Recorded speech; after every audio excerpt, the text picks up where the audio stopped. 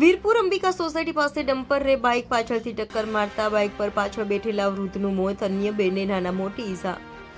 મળતી માહિતી મુજબ વીરપુર તાલુકાના વરદરા ગામના વતની મુકેશભાઈ મારવાડી પોતાના માતા પિતા સાથે વીરપુર તરફથી પોતાના ગામ વરાધરા જતા હતા. ત્યારે વીરપુર બાલાસિનોર રોડ પર આવેલા અંબિકા સોસાયટી પસાર થતા હતા.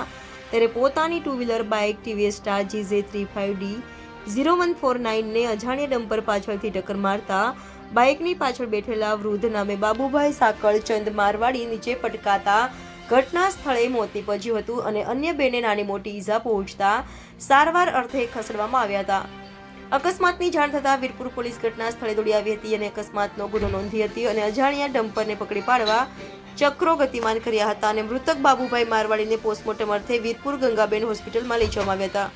બ્યુરો ચીફ ભાવિક શર્મા, ગુજરાત ક્રાઇમ ન્યૂઝ, મહીસાગર.